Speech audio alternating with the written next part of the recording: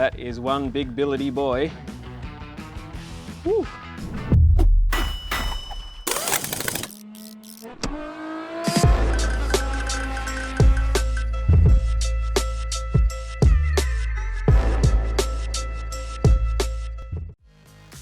Now, after 2 days of printing, we have finally chewed out the rest of these plenum sections. But before we go into that, I've got a little treat for you. This is the original intake manifold from the V12 engine. It is a behemoth. Have a look at this thing. It's absurd. Now, it doesn't take a genius to see why I didn't want to run this. I'm going to pull it apart for you so you can see what I mean. For starters, these twin throttles on there, and sure, there's two of them, but they are so damn tiny, it's ridiculous to think that these are going to feed a 5-litre V12 engine. Below that, we've got the runners, the upper runners, and these ports going into what they call the ACIS system. It's a variable inlet geometry set up there. The very interesting thing though is you can see the size of these holes. Look at what feeds them. They've actually cut out or disabled what I'd say more than half of that area in favor of just these tiny little tubes here. Moving on from that, the intake manifold actually separates into a left bank and a right bank, like so, and we get to the lower section. The runners in it are not particularly large, they're not as big as the intake ports. I think they probably get smaller as they go along. It's just not cool. And you'll notice here what I spoke about before, that the airflow does not cross over. It goes in a loop here. I'll put this back on so you can see. The airflow comes in and then goes back on itself and out into this cylinder head here. So pretty much everything about this whole assembly is exactly what you shouldn't do on a performance engine. The runners are long, maybe too long. The runners are small, it's got restrictive sections all over it, it's got bad transitions, it's got too many bends, it's junk. Now, I still haven't broken off the printing support structures, so get them out the way now. Hopefully they come off pretty cleanly. Ow. Now, because this manifold is still in its prototype phase, I haven't actually drawn a plenum chamber specifically for the left side and the right side. Did I just get that right? For the left side and the right side.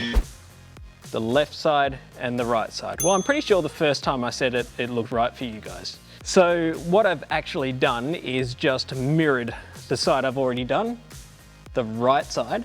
I've just done a mirror image of it to put it on the left. It's not exactly as I plan on designing it, but it does the trick in terms of letting me see it on the engine, visualize how it's going to sit relative to every other component, and make some adjustments before I go to the bother of hand drawing both sides to suit each side of the engine.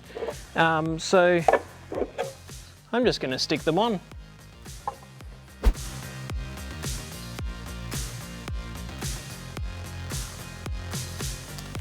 Someone's stolen all the rest of my snap-on guard covers. God, it'd be nice if I had some more snap-on. Snap-on.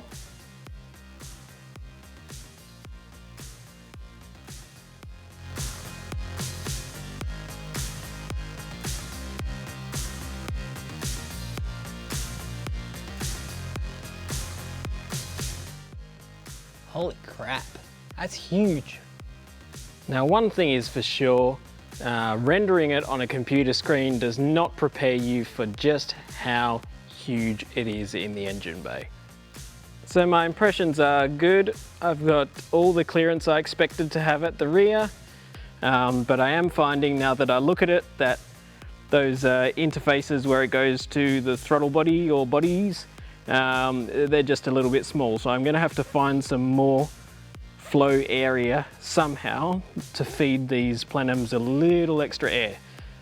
Now I'm really looking forward to getting a hold of the fuel rails and loading this thing up with all 24 injectors and 4 fuel rails to see how that all looks as well, because that will really be what completes it. Actually, no, I lie. Getting throttle body or throttle bodies and finishing off this front bit is what's really going to finish it.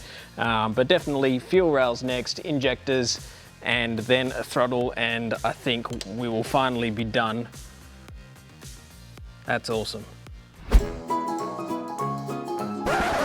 I bought a Mercedes S600. It's a twin turbo V12 sedan. Broken, sight unseen, for nothing. It's like 4,000 kilometers away, almost 3,000 miles. And hell, I just said, okay, I'll take it. Now the problem is that it runs a hydraulic suspension system, and each shock absorber at each corner of the car is sort of like airbags, but not. It's a hydraulic ram. If the car is parked for a number of weeks, it actually sags down onto its bump stops. This is normal operation. So as a result, this non-running Mercedes is sitting 80 millimeters off the ground, and the engine doesn't run, and the engine is what drives the hydraulic pump, which lifts the suspension up. So I got it towed to a company that said they could transport it. When they got it, they said, actually, no, we can't get it onto any of our trucks. I've bought the module, which I think is probably stopping the engine from running.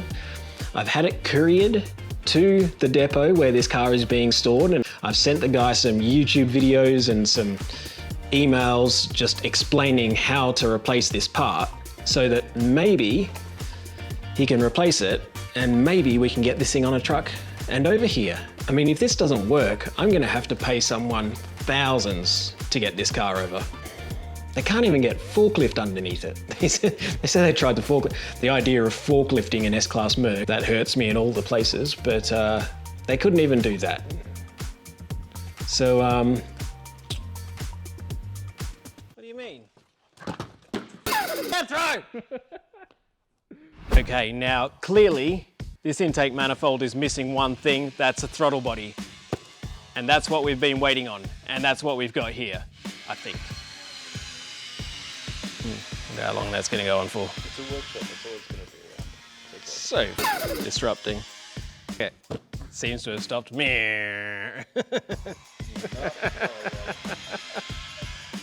Now I spent a lot of time thinking about what kind of throttle body I wanted to run on this engine, and the only thing I could find that really suited was something from America. So I got online to, well, rockauto.com apparently, and I ordered something. Oh my God, it's a lot bigger than I was expecting. I've actually, to be honest, I've got butterflies. So this is the original standard throttle body of a Shelby GT500 Mustang. Yeah, it's big. And it's drive-by-wire, of course. We want to run an electronic throttle in this because, well, they're better and we can program it to do heaps of cool things. And obviously, it's oval and it's got twin butterflies. I figured this was going to be a really nice choice for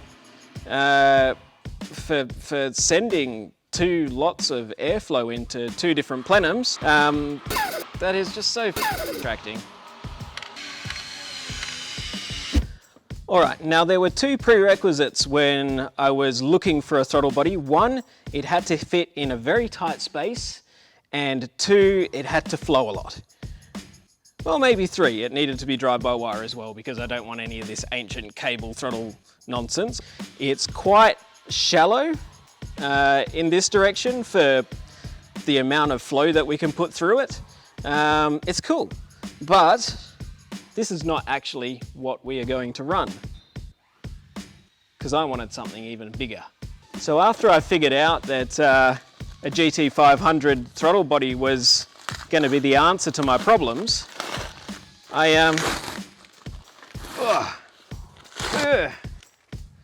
got on the phone to Whipple and asked them, do you have a GT500 throttle body that is like even bigger than the GT500 throttle body. And they went, hell yeah we do, and they sent us this. Thankfully, Jethro had the good sense to not drop this box on my head, because I would have dropped his employment contract right in the bin. It's a shot! Whipple superchargers. Look, look, look, Whipple superchargers. And it's got like supercharger lobes. Should we have run twin turbo like we are, or should we have supercharged the V12? Or both? Let us know down in the comments.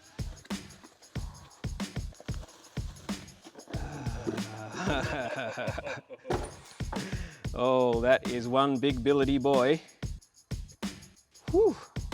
And you can see why I had to buy the original GT500 throttle, because one of them has electronics. This one comes without, so what you need to do is buy the original one, transfer the electronics over into the Whipple one, and then off you go. But whew, those butterflies are a lot bigger. The flow of these butterflies actually is quite comparable to a single throttle body from a 2JZ, and we know we can get to over 1,000 horsepower on a single 2JZ throttle body, on a single butterfly. So hypothetically, we should be able to get to a maximum of double 1,000 horsepower, or 2,000 horsepower as a maximum through this throttle body. And obviously they've done a much better job of knife edging the inlets and stuff. Let's see if it actually fits in the engine bay.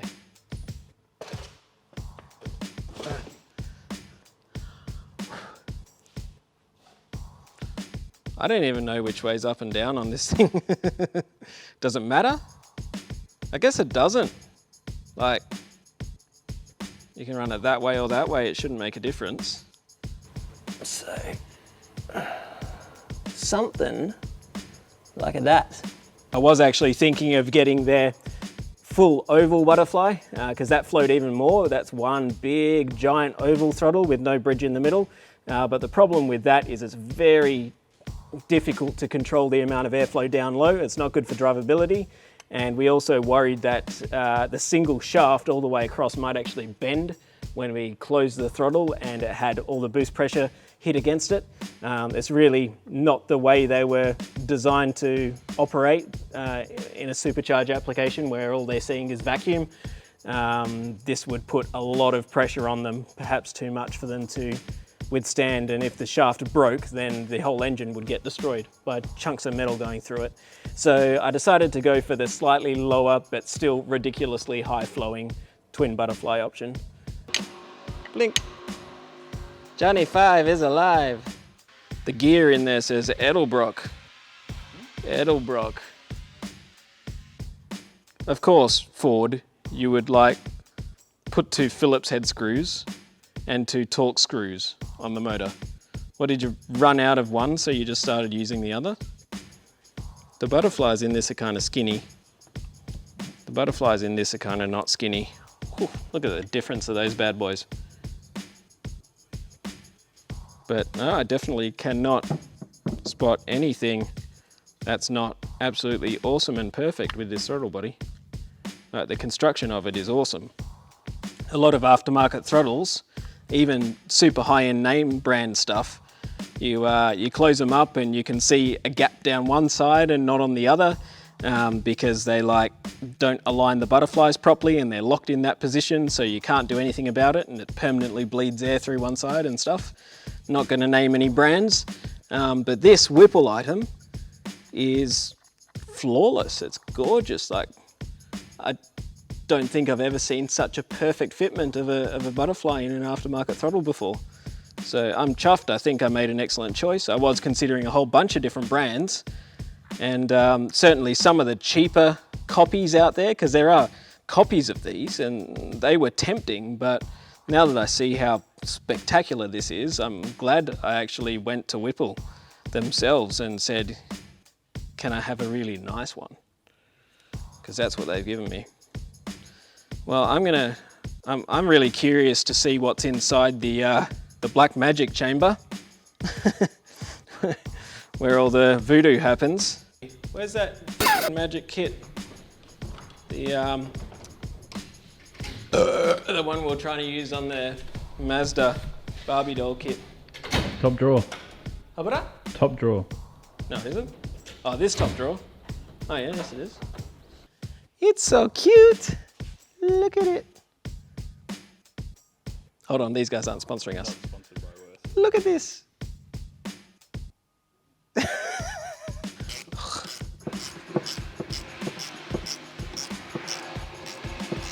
I'm pretty sure they're chopping entire cars in half next door. Oh. Sorry about all of the noise. Get out of there. Oh, maybe that's why some are Phillips head and some aren't. Maybe leave the Phillips head ones in there because they don't go through to the backing plate. But the ones that do go back through into the casting there, those ones are Torx. Okay. There might be a little tiny bit of logic behind this design, maybe. I'm not going to give them full credit yet. I mean, I'm going to be completely honest here. There is one thing about this whole throttle body setup that I wasn't super keen on, and that's this motor. It looks like some cheap pressed thing off, like, you look at any Bosch drive-by-wire throttle, anything off pretty much any Japanese car, and they're nice molded things. And here we have something that looks like somewhere between a VTEC solenoid and just some pressed bit of steel for, I don't know, a dishwasher. Okay, is this like gonna spring off at me or something? Is it sprung?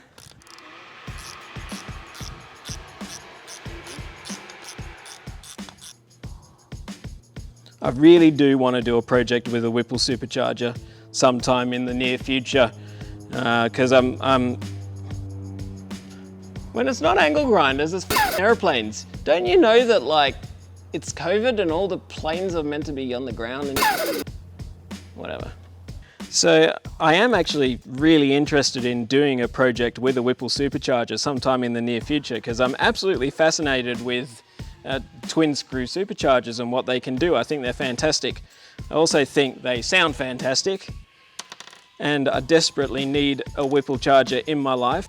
You can get a lot of power out of a Whipple. And I think a lot of people are unaware of just how cool they are. I don't know, what are you guys into? Do you want to see me supercharge something as well? Let us know in the comments.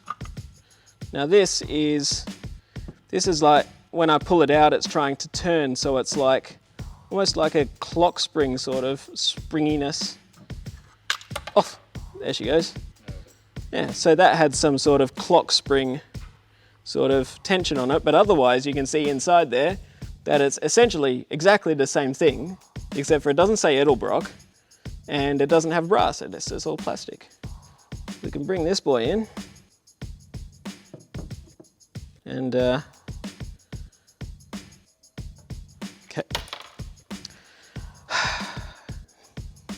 And that goes in. Oh yeah, it's got a notch there. Okay, so we put that in here.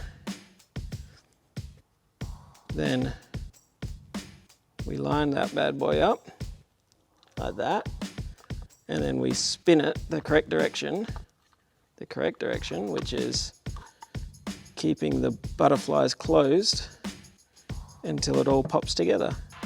And the more I spin this thing around, the more it's like, hey, it wiggled up. I got it.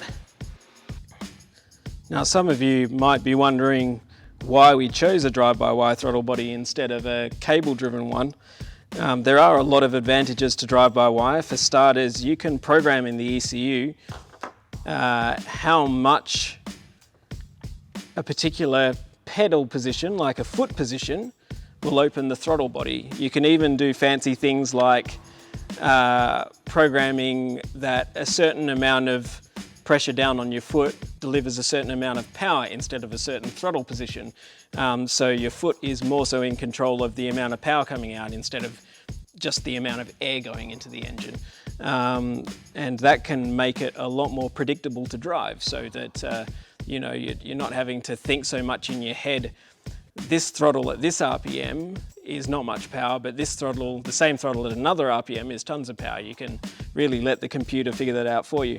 And it also gives you another way to activate traction control. A lot of simple traction control systems are simply just cutting ignition to certain cylinders. So you'll hear it go bup, bup, bup, bup, bup, as it's trying to pull the engine power back.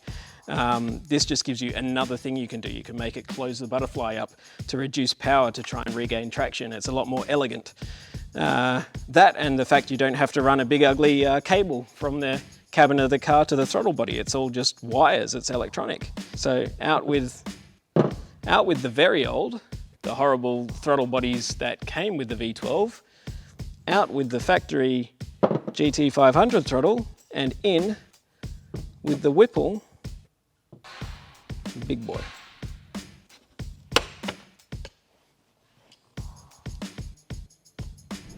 Check this out. The Whipple throttle body came with a tool for doing the spring. It fell on the floor while I was unpackaging everything. Oh my God.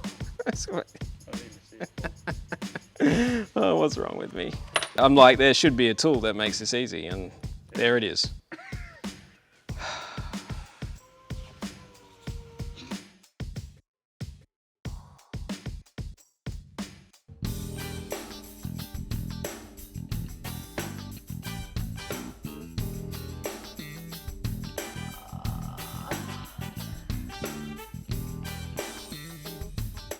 So if I get it to cut one of these runners in half at the right point, we are now doing tech breakdowns of every episode for QUICKSHIFT crew members.